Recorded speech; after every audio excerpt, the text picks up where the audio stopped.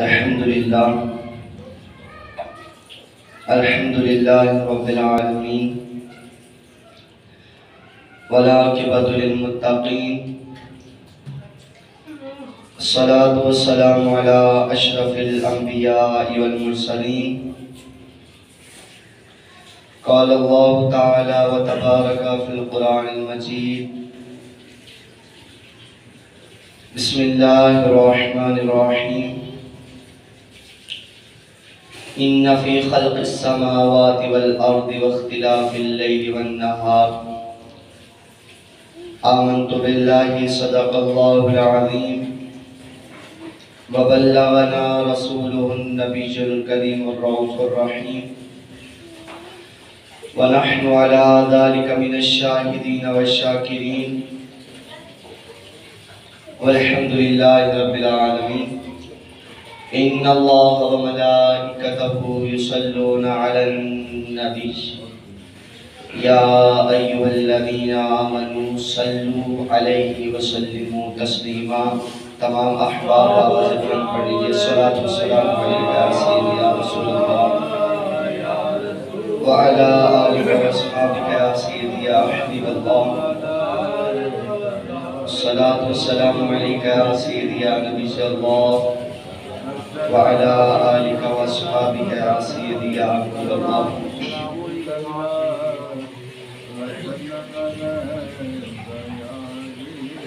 اللہ تبارک و تعالیٰ کی حمد و صلاۃ کے بعد پیارے آقا صلی اللہ علیہ وسلم کی ثنا خوانی کے بعد میرے محترم بزرگوں اور معزز دوستوں کی بارگاہ میں السلام علیکم ورحمۃ اللہ وبرکاتہ۔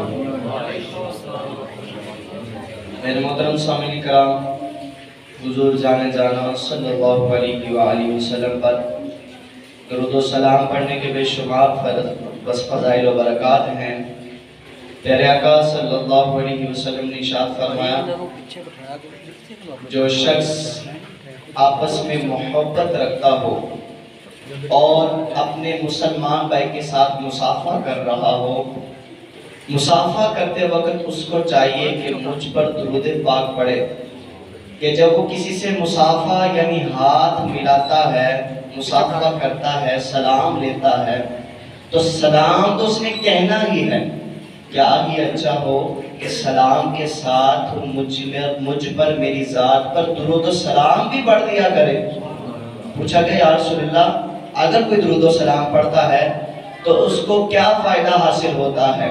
تو اللہ کے محبوب صلی اللہ علیہ وسلم نے ارشاد فرمایا، جو شخص اپنے مسلمان بھائی کے ساتھ سلام و مصافحہ کرتا ہے اور مجھ پر درود و سلام پڑھتا ہے، اللہ تبارک و تعالیٰ ان کے دونوں کے جدا ہونے سے پہلے ان کے اگلے بھی گناہوں کو معاف فرما دیتا ہے، پچھلے بھی گناہوں کو معاف فرما دیتا ہے۔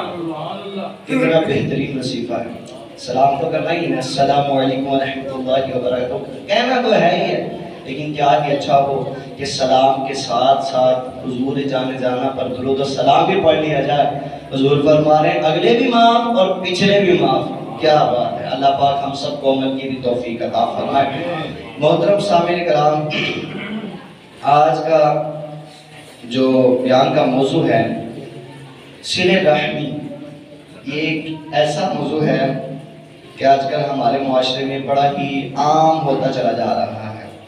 تو آج کے اس درس کے اندر ہم ایسی باتیں سنیں گے کہ جس باتوں کے بارے میں ہمیں پہلے پتہ بھی نہ ہوگا، لیکن ہم پہلے یہ نیت کرتے ہیں کہ اللہ تبارک و تعالیٰ مجھے حق بیان کرنے اور آپ سب کو حق سننے کی توفیق عطا فرمائے۔ محترم سامعین کرام، حضرت سیدنا انس رضی اللہ تعالی عنہ سے مروی ہے، ایک مرتبہ فرماتے ہیں کہ پیارے آقا صلی اللہ علیہ وسلم صحابہ کرام کے درمیان میں جلوہ فروز تھے۔ ایک دم سے پیارے آقا صلی اللہ علیہ وسلم نے مسکرانا شروع کر دیا۔ آئے سرکار کا مسکرانا قیامت ہی ہوگی نا، پیارے آقا صلی اللہ علیہ وسلم کا مسکرانا۔ آج ہم مسکرائیں نا تو تصویر لیتے وقت مسکرائیں تو تصویر اچھی آ جاتی ہے۔ ذرا تصور کریں جب حضور مسکراتے تھے صحابہ کرام کے چہرے کیسے کھل اٹھا کرتے تھے۔ صحابہ کرام فرماتے ہیں سرکار کا مسکرانا ہمارے دلوں پر ایسے لگتا تھا کہ ہم دیکھتے تھے کہ جب حضور مسکراتے تھے حضور کے دندان مبارک سے سامنے کی جو دان تھے نا اس سے ایک نور نکلا کرتا تھا اور حضور کے مسکرانے کی وجہ سے ایک عکس نکلا کرتا تھا جس عکس کو ہم سامنے والی دیواروں پر ملاحظہ فرما لیا کرتے تھے. ایسا نور چمکا کرتا تھا حضور کے دندان مبارک سے. تو حضور مسکرا رہے تھے. حضرت سیدنا عمر فاروق اعظم رضی اللہ تعالیٰ عنہ عرض کرتے ہیں یا رسول اللہ صلی اللہ علیہ وسلم میرے ماں باپ آپ پر قربان جائیں. اب دیکھیں کسی بڑے کے سامنے کوئی عرض بھی کرنی ہو نا تو انداز بتا رہے ہیں صحابہ کرام. یا رسول اللہ صلی اللہ علیہ وسلم میرے ماں باپ آپ پر قربان جائیں.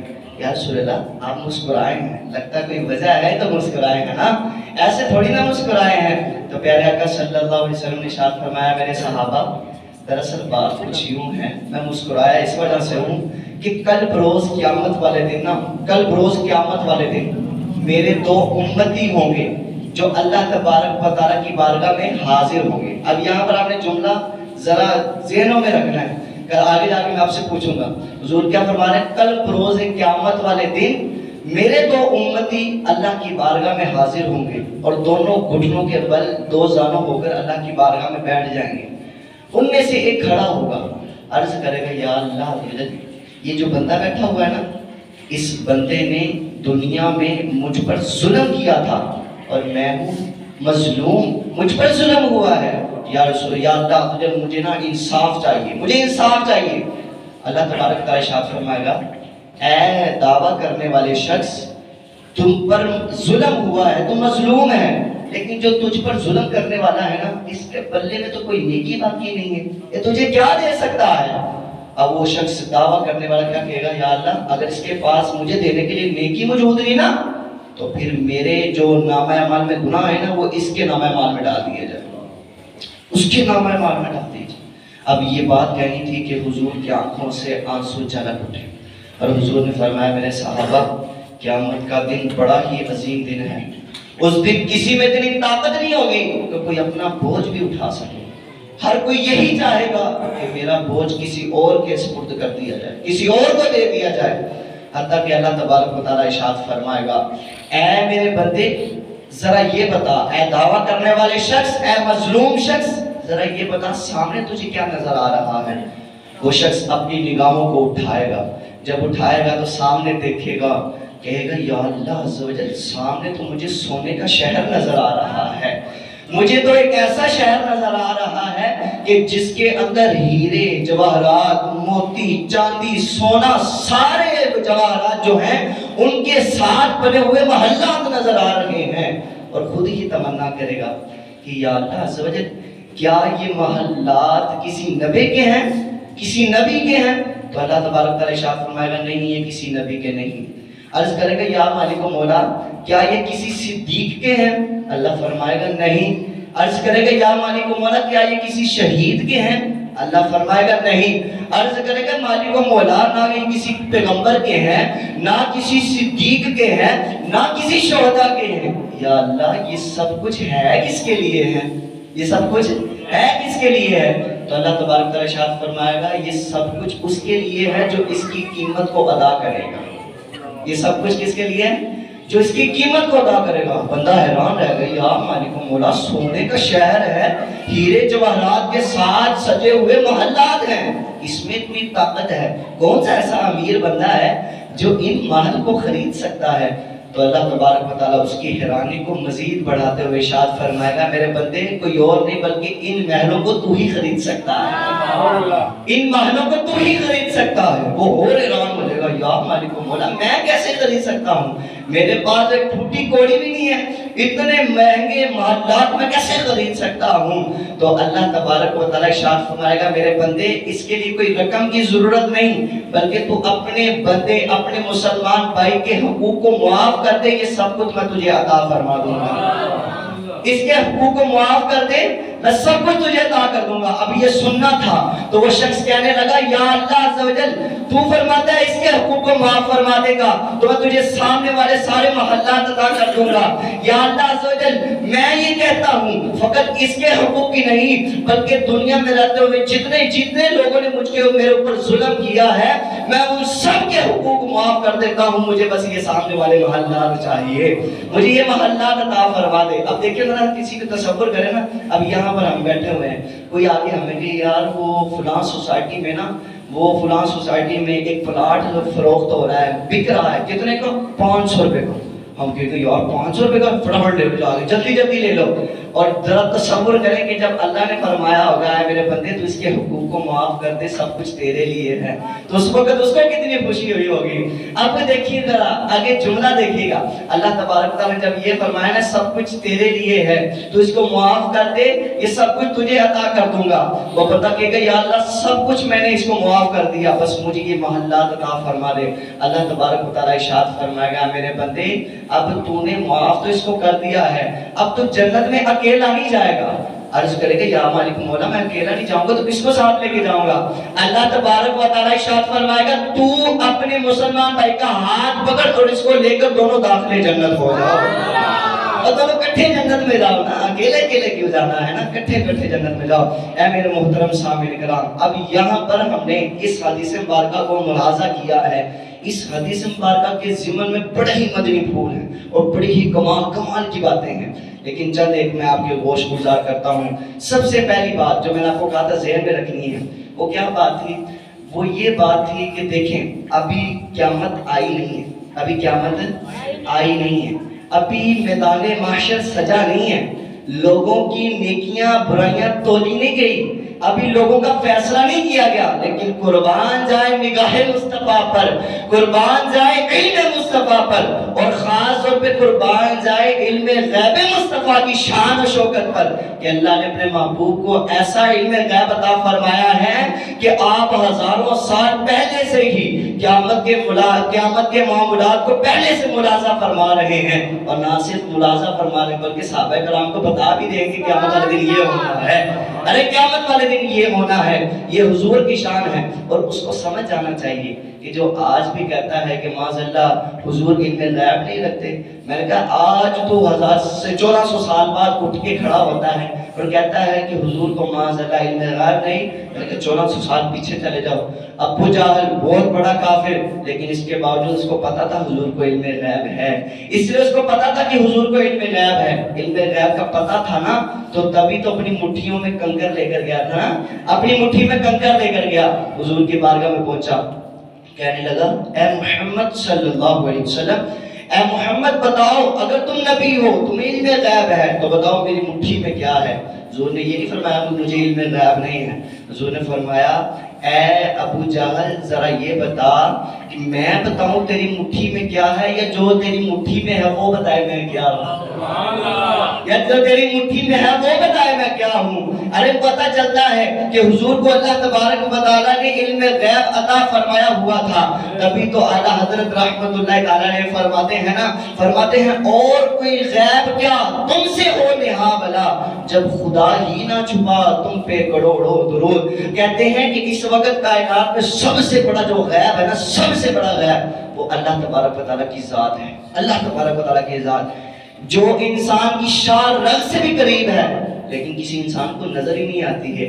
ارے جو سب سے بڑا غیب ہے رب ہے، اس رب کو معراج کی رات آمینہ کے لال نے جاگتی آنکھوں کے ساتھ دیکھ کر یہ بتا دیا ہے کہ اگر اللہ تبارک و تعالیٰ نے سب سے بڑا غیب کا علم کسی کو عطا کیا ہے تو وہ کوئی اور ذات نہیں بلکہ محمد عربی کی ذات ہے، وہ پیارے آقا صلی اللہ علیہ وسلم کی ہی ذات ہے جن کو اللہ تبارک و تعالیٰ نے علم غیب کا تحفہ عطا فرمایا ہے۔ میرے محترم سامعین کرام، تو ہمیں یہاں پر غور بھی رکھنا چاہیے کہ اللہ تبارک و تعالیٰ نے اپنے محبوب کو علم غیب عطا فرمایا ہوا ہے۔ اور دوسری بات اور نہایت ہی توجہ طلب بات جو ہمیں اس حدیث مبارکہ سے ملتی ہے اور سیکھنے والی سمجھنے والی وہ یہاں بات نہیں ہے، اس بات سے ہمیں یہ معلوم ہوا کہ بندوں کے جو حقوق ہے نا، بندوں کے حقوق کا جو معاملہ ہے بڑا ہی نازک معاملہ ہے۔ کل بروز قیامت میدان محشر میں بھی ایک بندہ اپنے حقوق طلب کرنے کے لیے دوسرے بندے کے خلاف اللہ تبارک و تعالیٰ کی بارگاہ میں دعویٰ کرتے ہیں۔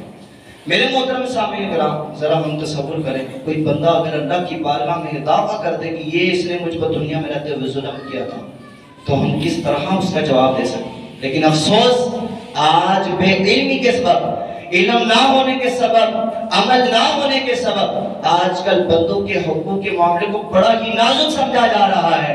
کہیں سیٹ اپنے ملازم، اپنے نوکروں کو، اپنے ورکرز کے حقوقوں کو ادا نہیں کر رہا ہے، تو کہیں ملازم اپنے جو استاد ہے، اپنا جو مالک ہے، اس کی اشیاء کو نقصان پہنچا کر اس کے حقوں کو مار رہا ہے۔ کہیں والدین جو ہیں اپنے بچوں کے حقوق ادا کرنے پر راضی نہیں ہو رہے ہیں، تو کہیں بچے جو ہیں اپنے ماں باپ کے حقوقوں پر ڈاکے ڈال رہے ہیں، کہیں بیوی جو ہے وہ اپنے شوہر کے حقوق میں کوتاہیاں کر رہی ہے، تو کہیں شوہر اپنی بیوی کے حقوق ادا کرنے سے پیچھا چھڑا رہا ہے، کہیں جو پڑوسی جو ہیں، وہ جو ہمسائے ہیں، رشتہ دار ہیں، ان سے بے تعلقی کرے بیٹھے ہیں، عرصہ دراز ہو گیا ہے، کسی سے میل جول نہیں رکھا ہے، سب سے قطع تعلق کیا ہوا ہے۔ ان سب کو اس حدیث مبارکہ سے سبق لینا چاہیے۔ یاد رکھیں کہ اس کائنات میں زندہ ہیں تو زندہ رہتے ہوئے یا تو اپنے حقوق ہم ادا کر دیں یا تو پھر ان کی معافی مانگ لیں، ورنہ کل روز قیامت میدان محشر میں بڑی ہی شرمندگی کا سامنا کرنا پڑے گا۔ پیارے آقا صلی اللہ علیہ وسلم نے ارشاد فرمایا، لوگوں سن لو، کل روز قیامت تم ضرور لوگوں کے حق ادا کرو گے، حتیٰ کہ بے سینگ والی بکری جو ہے وہ سینگ والی بکری سے بھی حساب لے گی۔ مطلب یہ کہ کل بروز قیامت یہ نہیں کہ اللہ تبارک و تعالیٰ کی بارگاہ میں کہیں کہ یا اللہ میں نے تو ساری زندگی عبادت کی ہے، اب مجھے بخش دیا جائے۔ اللہ فرمائے گا ٹھیک ہے، تو نے میری عبادت کی تھی، لیکن ذرا یہ بتا کہ میری مخلوق کا تو نے کیا عبادت کیا تھا، میری مخلوق کے ساتھ کس طرح کا تعلقات تھا تیرا۔ اب یہاں پر دیکھا جائے گا، اگر اس نے کسی کا حق دبایا ہوگا تو اس کو جنت نہیں ملے گی، بلکہ اس کے سارے اعمال کو اس کے منہ پر مار کر اس کو جہنم میں پھینک دیا جائے گا۔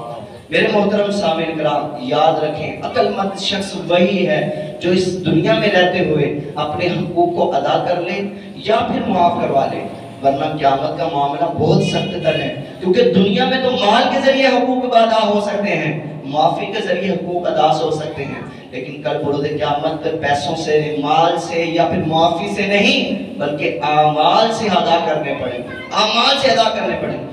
یہ خوف والی بات ہے، یہ سمجھنے والی بات ہے۔ پیارے آقا صلی اللہ علیہ وسلم نے ارشاد فرمایا کہ جس کسی نے بھی کسی کا 1 روپیہ بھی ناحق دبا لیا، کسی کا 1 روپیہ بھی دبا لیا، اس کا حق ایک بھی دبا لیا، تو کل بروز قیامت پتہ کیا ہوگا؟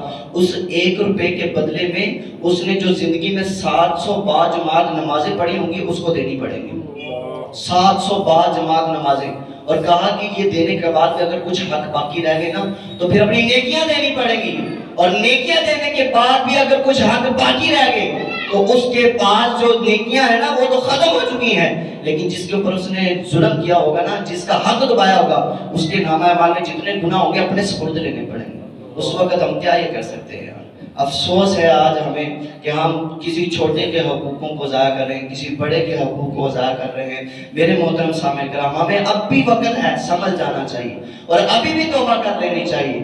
ابھی بھی وہ وقت نہیں آیا کہ مشرق کی بجائے مغرب سے سورج طلوع ہو رہا ہے، ایسا وہ وقت نہیں آیا۔ ابھی بھی توبہ کا وقت، ابھی توبہ کا دروازہ بند نہیں کیا گیا ہے، ابھی بھی وقت ہے، ہم توبہ کر لیں سچے دل کے ساتھ۔ جس کا دل دکھایا ہے نا اس سے جا کے معافی کر لیں، معافی مانگ لیں۔ میرے محترم سامعین کرام، تیسری بات اور بڑی ہی پیاری بات جو اس حدیث مبارکہ سے ہمیں سیکھنے کو ملی ہے اور سمجھنے کو ملی ہے، بڑی ہی کمال کی بات ہے، وہ کیا ہے کہ آپس میں صلح صفائی کے ساتھ رہنا، مل جل کے رہنا اللہ تبارک و تعالیٰ کو بڑا ہی پسند ہے، بڑا ہی پسند ہے۔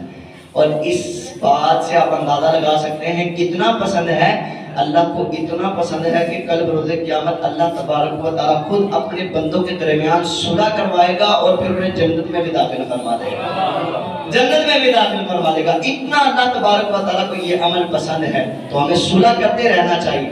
جس کسی کے ساتھ بھی جھگڑا ہو جائے تو ہمیں صلح کرتے رہنا چاہیے۔ اگر ہم چاہتے ہیں کہ رب ہم سے راضی ہو جائے، اگر ہم چاہتے ہیں کہ آمینہ کا لال ہم سے راضی ہو جائے، اگر ہم چاہتے ہیں قبر و آخرت ہماری سنور جائے، اگر ہم چاہتے ہیں ہمیں جنت میں داخلہ مل جائے، اگر ہم چاہتے ہیں کہ جنت کی نعمتیں ہمیں مل جائے، اور اگر ہم چاہتے ہیں کہ یہ زمانے میں پرامن سکون آ جائے، تو ہمیں چاہیے کہ اپنے مسلمان بھائیوں کے ساتھ صلہ رحمی کی جائے، ان کے ساتھ مصافحہ کرتے وقت مسکرایا جائے، ان کے حقوں کو ادا کیا جائے، ان کے جو حقوق ہیں ان کو دیے جائیں۔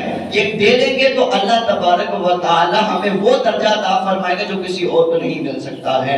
میرے محترم سامعین کرام، اب یہاں پر ایک سوچ آتی ہے، ایک سوچو بچار آتی ہے نا کہ یار میں تو بہت بڑا ہوں، وہ جو چھوٹا ہے نا وہ معافی آگے مانگے، جی اس نے غلطی کی تھی، میری تو غلطی نہیں تھی، میرا تو کوئی قصور بھی نہیں تھا، میں تو جا کے معافی مانگوں۔ تو میں ان لوگوں کے لیے کہنا چاہتا ہوں، ان سامعین کے لیے کہنا چاہتا ہوں کہ ذرا تصور کریں حضور نبی رحمت صلی اللہ علیہ وسلم نے کیا ارشاد فرمایا تھا۔ فرمایا تمہاری غلطی نہ بھی ہو اور تم غلطی پر نہ ہونے کے باوجود بھی معافی مانگ لو گے نا، اگر تمہاری عزت میں کمی آ جائے، تمہاری عزت میں کمی آ جائے تو کل بروز قیامت یہ عزت تم مجھ محمد سے لے لینا۔ اب حضور نبی رحمت صلی اللہ علیہ وسلم نے یہ ارشاد فرمایا ہے تو ہم اس کے باوجود بھی یہ نیچے ہو گئے، ہم سلام نہیں لے سکتے، ہم ان سے مصافحہ کرتے وقت معافی نہیں مانگ سکتے۔ یار کوئی بات نہیں، غلطیاں انسان سے ہوتی ہیں، لیکن اچھا انسان وہی ہے جو غلطیوں کو دور کرتا ہے، اچھا انسان وہی ہے جو غلطیوں کو دوبارہ نہیں دہراتا۔ وہ انسان کیسے کامیاب ہو سکتا ہے کہ جو بار بار غلطیاں کرتا ہی چلا جا رہا ہے لیکن اپنی غلطیوں کے احساس نہیں اس کے اندر پیدا ہو رہا، وہ غلطیوں کو دور نہیں کرنا چاہ رہا۔ میرے محترم سامعین کرام، اکثر اوقات آپ نے یہ جملہ سنا ہوگا، لوگ کہتے ہیں یار میں نیک بننا چاہتا ہوں لیکن نیک بن نہیں پاتا ہوں۔ دراصل وجہ کیا ہوتی ہے؟ دراصل وجہ یہ ہوتی ہے کہ وہ لوگ گناہ نہیں چھوڑ رہے ہوتے۔ مثال کے طور پر اگر ایک تالاب ہے، ہم تالاب کو صاف کرنا چاہ رہے ہیں لیکن اس تالاب میں جو گٹر کا پانی گر رہا ہے ہم اس گٹر کے پانی کو ختم نہیں کر رہے، اس کو بند نہیں کر رہے، تو کیا تالاب صاف ہو سکتا ہے؟ ہرگز نہیں ہو سکتا۔ ہم آگے سے تالاب صاف کریں گے، پیچھے سے گٹر کا پانی پھر سے آتا جائے گا۔ تو اسی لیے گناہوں کو اگنور کرنا نہیں، چھوڑنا نہیں، بلکہ گناہوں سے توبہ کرنی ہے اور ان گناہوں کو چھوڑنا پڑے گا۔ گٹر والا پائپ بند کر دیں گے، تالاب خود بخود صاف ہو جائے گا۔ تو اسی لیے اپنے ماضی کو بھلائیں، ذرا ماضی میں جو گناہ کیے تھے ان کو دوبارہ دہرائیں۔ ان کو دہرانا کس طرح؟ اللہ کی یاد میں دہرانا کہ یا اللہ میرے سے فلاں وقت میں یہ گناہ ہو گیا تھا، میں تجھ سے معافی مانگتا ہوں۔ اللہ سارے گناہوں کو معاف فرما دیتا ہے۔ حضور نبی رحمت صلی اللہ علیہ وسلم نے ارشاد فرمایا میرے صحابہ کیا میں تمہیں ایسا عمل نہ بتاؤں جو روزے سے بھی افضل ہے، نماز سے بھی افضل ہے، اللہ کی راہ میں صدقہ کرنے سے بھی افضل ہے؟ صحابہ کرام نے عرض کی یا رسول اللہ ضرور، حکم ارشاد فرمائے۔ تو اللہ کے محبوب صلی اللہ علیہ وسلم نے ارشاد فرمایا اے میرے صحابہ، جو بندہ صلح کرتا ہے کسی مسلمان بھائی کے ساتھ، اس کا جھگڑا ہو جائے تو وہ جا کے معافی مانگ لیتا ہے، اس کے ساتھ جا کے صلح کر لیتا ہے، اللہ تبارک و تعالیٰ اس کو روزہ رکھنے سے بھی زیادہ ثواب، نماز پڑھنے سے بھی زیادہ ثواب اور اللہ کی راہ میں صدقہ و خیرات کرنے سے بھی زیادہ اجر و ثواب عطا فرما دیتا ہے۔ صلح کرنا اتنا بڑا اجر و ثواب کا کام ہے۔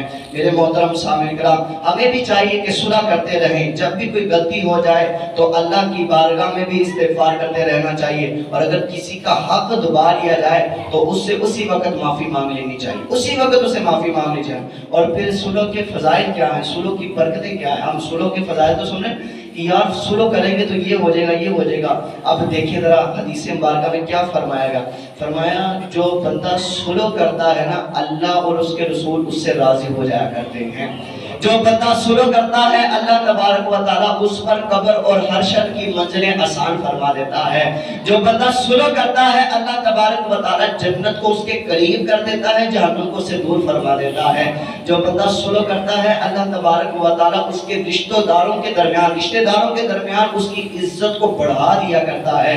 اور جو بندہ صلح رحمی کرتا ہے نا، صلح پہ پہل کرتا ہے، اللہ تبارک و تعالیٰ اس کو نیکی کی توفیق عطا فرما دیتا ہے، گناہوں سے بچنے کی طاقت عطا فرما دیتا ہے۔ بڑے فضائل و برکات ہیں صلح کرنے کے، کسی کے ساتھ مصافحہ کرنے کے، کسی کے ساتھ اچھا سلوک کرنے کے بڑے فضائل و برکات ہیں۔ لیکن میرے محترم سامعین کرام، یہاں پر یہ نہ دیکھیں میں بڑا ہوں تو میں کیسے معافی مانگ لوں گا، ایسا نہیں ہونا چاہیے۔ کسی چھوٹے کو آگے میرے سے معافی مانگنی چاہیے، نہ اور نہ ہی چھوٹا یہ سمجھے کہ ہم یہ بچپن سے سنتے آ رہے ہیں کہ بڑے جو ہیں چھوٹے بچوں کی غلطیاں معاف کر دیتے ہوتے ہیں، اس لیے بڑے کو آنا چاہیے کہ میری آگے غلطی معاف کر دے، میرے سے معافی مانگے، ایسا کسی کو نہیں سوچنا چاہیے۔ ارے میں آپ سے پوچھنا چاہتا ہوں کیا ہماری اوقات امام حسن اور امام حسین سے بڑھ کر نہیں ہے نا؟ بڑھ کر اب دیکھیں ذرا، حضور نے فرمایا کہ کسی مسلمان کے لیے جائز نہیں کہ وہ اپنے مسلمان بھائی سے 3 دن سے زیادہ قطع تعلق کرے، ناراض رہے 3 دن سے زیادہ، کسی کے لیے جائز نہیں ہے۔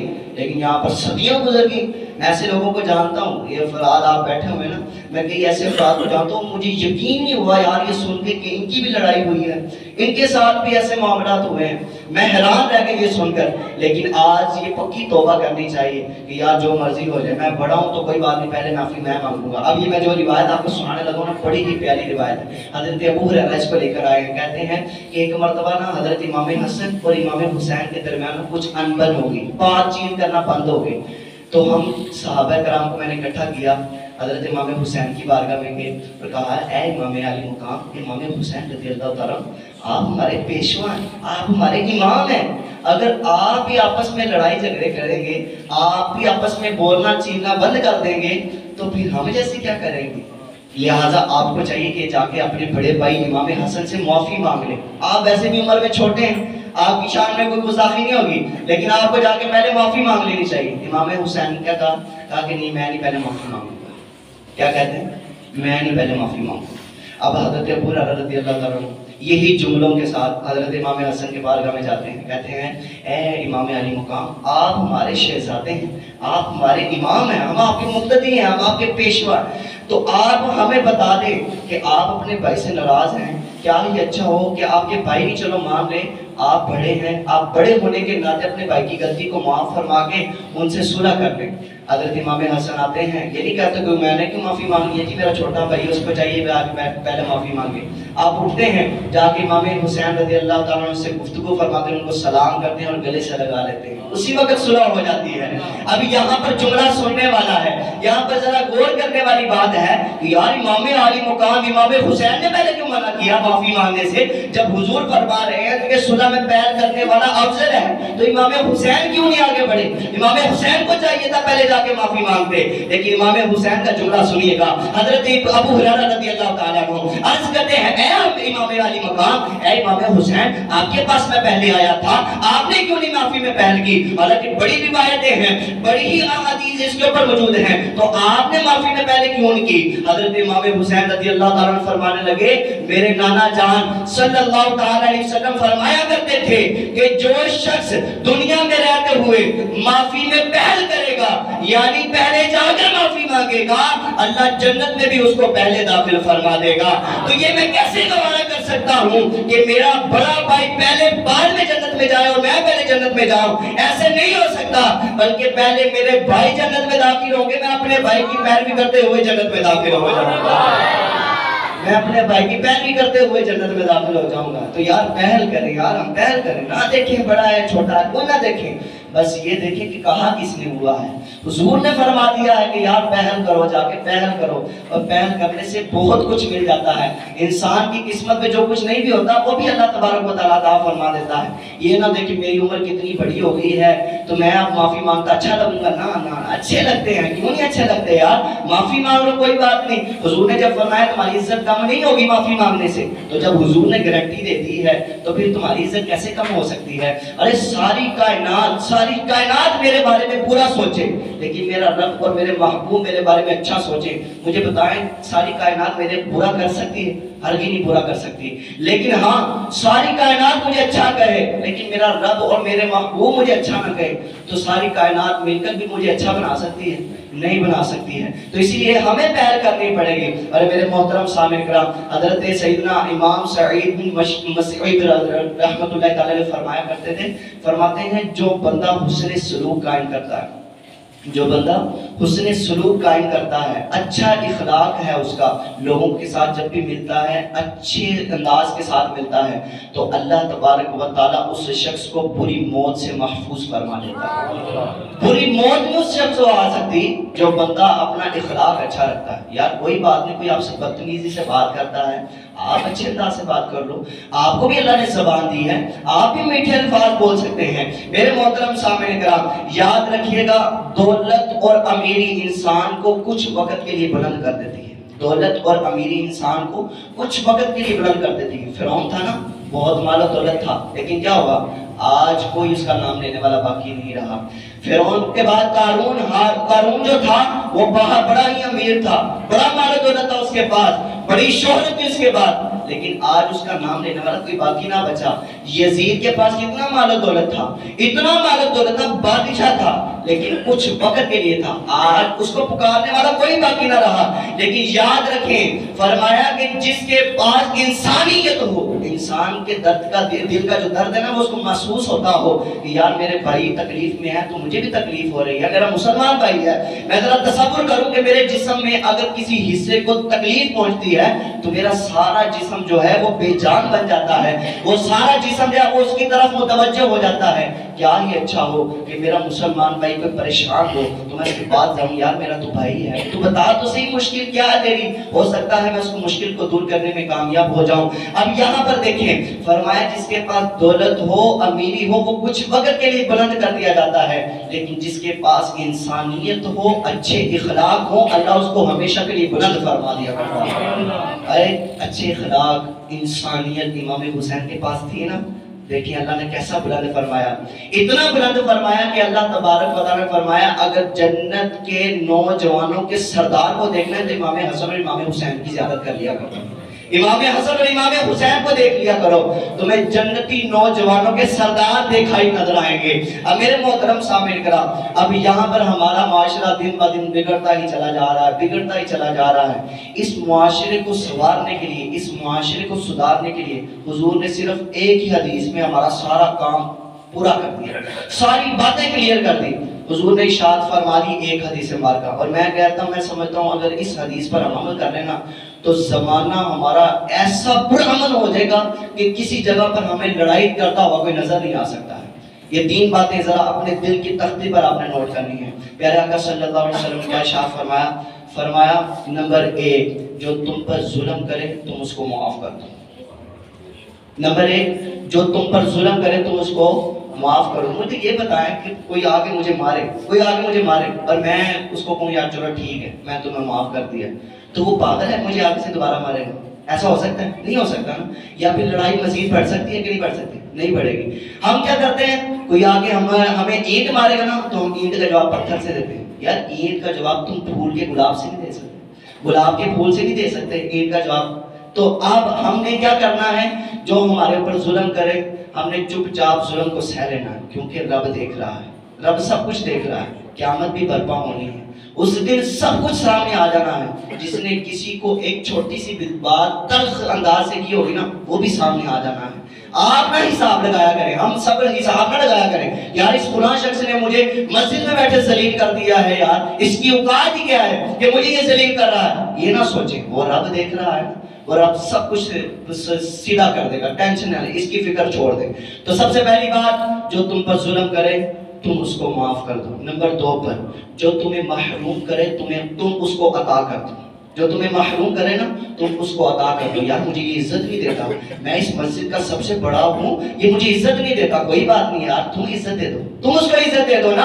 تمہیں تو یہ طاقت دی گئی ہے نا کہ کوئی تمہیں عزت نہیں دے رہا، تم اس کو دے دو۔ ارے میں سمجھ لیتا ہوں، آپ بھی اندازہ لگائیں گے کہ ہماری مسجد میں بہت سارے ایسے افراد ہیں جو معاذ اللہ کسی کی ہنسی کو دیکھنے نہیں ہوتے، کسی کی جو ہے نا وہ جو معمولات ہیں اس کو دیکھنے ہی نہیں ہوتے، لیکن اس کو ایک منٹ کے اندر ذلیل کر کے رکھ دیتے ہیں۔ ہر جگہ پر یہ موجود ہے، مسجدوں میں بھی موجود ہے، گھروں میں بھی موجود ہے۔ نہیں دیکھتے یار کوئی چھوٹا ہے اس کے ساتھ تمیز کے ساتھ بات کریں، کوئی بڑا ہے اس کے ساتھ ادب کے ساتھ بات کریں، یہ نہیں دیکھا جاتا بلکہ منہ پہ رکھ کے بے عزتی کر دی جاتی ہے اور کہا جاتا ہے مجھے بڑا غصہ آتا ہے۔ ارے تمہیں اس سے زیادہ غصہ آتا ہے کہ پیارے آقا صلی اللہ علیہ وسلم کی بارگاہ میں ایک شخص آیا اور آ کے کہنے لگا یا رسول اللہ مجھے زنا کی اجازت دے دی جائے، زنا کی اجازت دے دی جائے۔ اب ذرا صحابہ کرام کو غصہ دیکھیے گا، حضرت عمر فاروق اعظم کہتے ہیں کہ مجھے اتنا غصہ آیا کہ میرا دل چاہتا تھا کہ اس کے منہ پہ میں تھپڑ ماروں، اس کو پتہ نہیں کہ رب کی بارگاہ میں، رب کے حضور کی بارگاہ میں کھڑا ہوا ہے اور زنا کی اجازت مانگ رہا ہے، تمہیں شرم نہیں ہے یہ سوال کرتے ہوئے؟ لیکن اس وقت میرے محبوب نے کیا فرمایا؟ میرے محبوب نے کہا کہ اے میرے صحابہ بیٹھ جاؤ، کوئی بات نہیں، یہ آیا ہے نادان ہے، نوجوان ہے، اس کو سمجھاؤں گا تو سمجھے گا نا۔ ارے سمجھانے سے بھی کام آتا ہے، سمجھاؤ کہ سمجھانا مسلمان کو فائدہ دیتا ہے۔ اس بات پر عمل کیوں نہیں کرتے ہم یہ دو طرفہ ایک جنگ کیوں لڑتے ہیں؟ اگلا بندہ اگر سخت در ہے، اس کی زبان میں اتنی بدبو ہے جو کہتے ہیں گند ہے، میں آپ کو صحیح بات بتا رہا ہوں، اگر کوئی شخص آگے والا بدتمیزی کرتا ہے نا آپ دو ہی باتیں اندازہ لگا سکتے ہیں، یا تو اس کی بیٹھنی اچھی نہیں ہے، یا تو اس کی گیدرنگ اچھی نہیں ہے، یا تو پھر اس کے گھر کا ماحول اچھا نہیں۔ وہ اپنا تعارف خود کروا رہا ہوتا ہے، اپنا تعارف خود ہی کروا رہا ہوتا ہے۔ وہ ایک بزرگ رحمۃ اللہ تعالیٰ ایک جگہ سے گزر کے جا رہے تھے، تو وہاں پر ایک شخص تھا، وہ بیٹھا ہوا تھا، تو آپ کا پاؤں نا اس کے پاؤں کے اوپر آ گیا، تو اس نے گالیاں دینی شروع کر دی، گالیاں دینی شروع کر دی، پورا بنا کہنا شروع کر دیا۔ اور جب اس نے اپنے چہرے کو اٹھایا نا تو سامنے دیکھا کہ شیر اس کے پیر و مرشد تھے، اس کے پیر صاحب تھے۔ جب پیر صاحب کو دیکھا تو معذرت مجھے معاف فرما دے، مجھے معاف فرما دے۔ تو بزرگوں نے فرمایا بیٹا یہ تیرا قصور نہیں، یہ تیری تربیت کا قصور ہے، تیرے ماں باپ نے تیری تربیت اچھی نہیں کی۔ آج ہم اپنے بچوں کی اگر تربیت نہ کہیں گے تو یہی نوجوان اٹھ کر ہمارے بزرگوں کو گالیاں دیں، اپنے ماں باپ کو گالیاں دیں۔ میرے محترم سامعین کرام، بات لمبی ہو جانی ہے، میں آپ کو اکثر کہا کرتا ہوں، پیارے آقا صلی اللہ علیہ وسلم کی جو حدیث میں آپ کو سنا رہا تھا، نمبر 1 حضور نے فرمایا جو تم پر ظلم کرے تم اس کو یار اپنے دل کی تختی پر لکھے ہم یہ جملہ، حضور نے فرمایا جو تم پر ظلم کرے تم اس کو معاف کر دو۔ نمبر 2 جو تم سے جو ہے نا وہ تمہیں عطا کرنا چھوڑ دے تم اس کو دینا شروع کر دو، یعنی جو تمہیں محروم کرے تم اس کو عطا کرنا شروع کر دو۔ نمبر 3 پر حضور نے ارشاد فرمایا جو تمہیں محروم کرے نا، جو تمہیں محروم کرے تم اس کو عطا کرو، اور جو تم سے تعلق توڑے، یعنی کہ مثال کے طور پر کوئی رشتہ دار آتا ہے کہتا ہے کہ میں نے نہیں تمہیں آج کے بعد بلانا، اور ہمارا معاشرہ کیا کہتا ہے، کوئی آگے ہمیں کہتا ہے نا ایک دفعہ کہ میں نے تمہیں نہیں بلانا آج کے بعد، تو آگے سے ہمارا کیا کہتے ہیں اور جا تم اڈا چنگا رہا نہیں، آج تو بعد تینوں میں بھی نہیں بلانا ہے گا، تینوں منہ نہ کون راضی ہے، ایسے الفاظ ہم بول رہے تھے۔